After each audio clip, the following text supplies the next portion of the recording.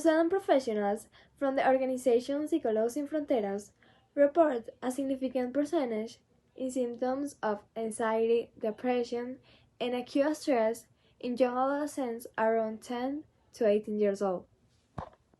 We, as parents and guardians of all children, have witnessed the kind of emotions that have been present in a lesser extent, according to the way they have assumed this new lifestyle that has been imposed with social distance.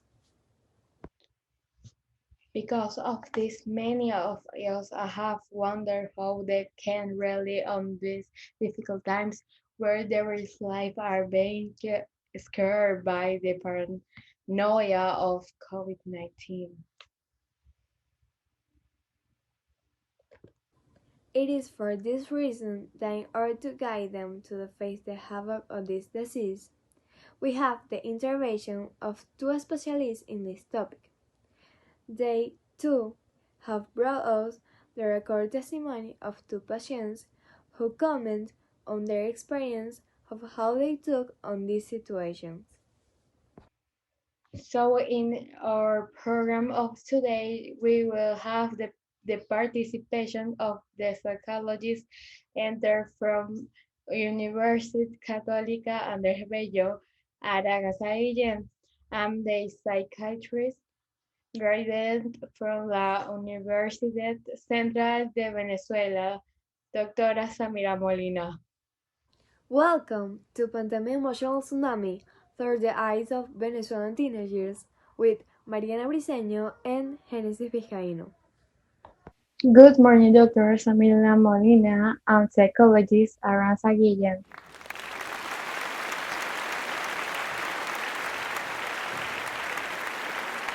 Thank you for the invitation to this prestigious program. Likewise, it's a pleasure to have you here. Thank you so much for having me on your show. It seems to me that this is an important space to share with you and with the elevation viewers about the effects that COVID has had on the behavior of young Venezuelans. In reality, that is why. What are these first things of this crisis? They can be behavioral changes, sleep deficiency, changes in appetite, poor student performance, alterations in the young person habits, among other effects. So this impact is going to intensify if professional help is not requested. Indeed, these situations are going to intensify. Teenagers probably won't feel in the early stages, but then circumstances like lockdown, claustrophobia, and loneliness cause them to react in different ways. And this is in addition to the economic problems that Venezuela is currently suffering. That's true. Even the vast majority of young people have resorted to alcohol or drug use, thinking they can help them to confront their fears and concerns about the pandemic. So what's the best way to preserve mental health and get things better at managing her emotions? There are a lot of ways to do it, but one of the best is through the development of hobbies. Do you refer to recreation or activities such as writing, drawing, or regular physical activity? Certainly, because these kinds of activities allow young people to identify with themselves and not feel isolated in their emotions. In addition, this helps them to have an improvement in their mood. There is a decrease in anxiety, uncertainty, boredom, and depression that may be suffering. Because these tasks build the ability to reason, learn, and change, so that an optimistic perspective can be increased. To do this, the first thing they need to do is watch them work with themselves and their environment. On the other hand, what are the cases of young people who have seen the most often? In particular, they have been of two types, those of evasion of reality and the acute depression. What is this evasion of reality malaise? It usually involves a uprooting of reality, which aims to find refuge and security in a fictional or parallel universe. Virtually, any activity can become an escape for reality. Many of these behaviors can even seem positive. So this limits the reflection of what happens and what it feels like. What are the symptoms of such as a psychiatric condition like drug? Mainly, it's the non-recognition of a complicated circumstance and the evasion of facing that problem. as well as minimizing the possible consequences of this problem. You said, Dr. Samira, that you have the recording of a previous creation. The public and I very interested in the hear his experience and how he could assume it. Of course, that's why the video will be shown next. Hi, I'm Sebastián Mendoza, graduate of El Colegio Santa Rosa de Lima. During the early stage of the pandemic in March 2020, I began to show signs of a clear denial that interfered in the way I faced my challenge and this new reality of life. These symptoms were not as noticeable in the early months of the pandemic. However, it began to generate a distortion expectation of what may come close to the future. This as news of COVID's continuation case increased and I saw all my relatives on occupations for convalescence for the disease. For that reason, I decided to take this escapism from my situation as a solution to the assumptions I felt. Generation deceptions of having air freezing under control, not only to my parents but also to myself. I started to stop paying attention to discrete measures. I used to go to parties and I didn't even use the face mask. My parents noticed this behavior and after a long conversation we decided to go to sociologist Aranza Guillem and Dr. Samira Molina. That's why I discovered that I was suffering a clinical construction called inversion of reality. So, thanks to their support and guidance over time, I had a new approach of the situation. I started sharing always my parents and developing my personal abilities for recreational activities. But about all, I learned that all the adversity in life has different nuances called inversion of reality. So, thanks to their support and guidance over time, I had a new approach of the situation.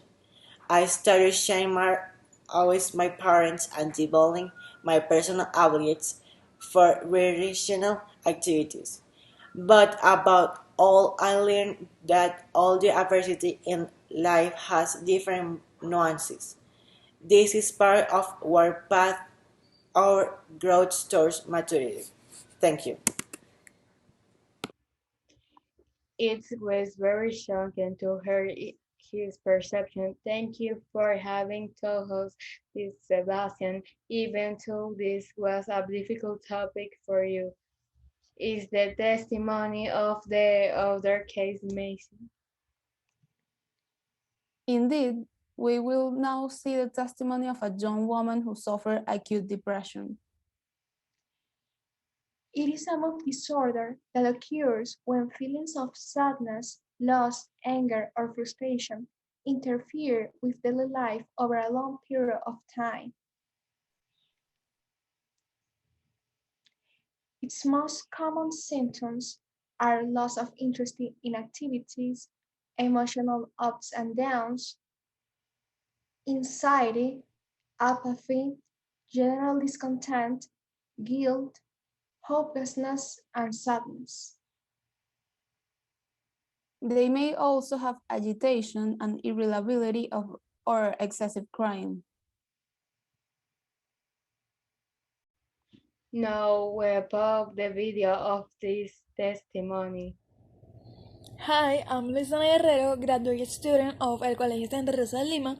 Since the pandemic began, I had difficulty doing the activities I carry out on a daily because my encouragement and interest that I used to enjoy of each of them has gradually been lost. This feeling that we're not constructed began to be formed by the implementation of this new system of living. Since all the lifestyle I used to have had been replaced, I could no longer shake with my close friends and live a great anguish every time with my parents go out, with afraid of something will happen to them. I began to present feeling of sadness and a void of hopelessness, which became a certain bit outbursts of anger and frustration, including for matters of little importance or meaning. It was thanks to the sign that I was presenting that my parents sent me to the Doctora Samira Molina, who explained this condition to me and give me a series of treatments to be able to alleviate these emotions. Doctora Samira gave me a number of preventive measures, such as that eating healthy and a balanced, practice a hobby, learn to manage uncertainty and express to my close friends what I am feeling. What led me this experience more, however, was that I made me reflect on how the pandemic had served as a means of dealing with process of self-help and personal development, where we can forgive ourselves and accept that these feelings must be known to endure in order to have better control. As you know, the time on television is very limited, so we will pause, go the commercial, and come back to the say goodbye. In these times of pandemic, it is important to keep your hands free of bacteria. So we care about your well-being and we present you the Antigerms Antibacterial Gel Line to fight viruses and bacteria together.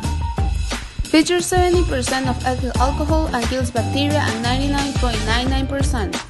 Remember that taking care of ourselves is everyone's job. Apply Antigerms Gel and you will feel safe. Thank you very much for coming, Dr. Samira Molina, psychologist at NCIM. It was a very interesting or serious subject. How can I contact you? Do you have social media? I don't have any social media, but you can contact me at my office. In my case, I have an Instagram account where I can be contacted. I will leave it to the producer of the program. See you in an upcoming program of Pandemic Emotional Tsunami through the eyes of Venezuelan adolescents.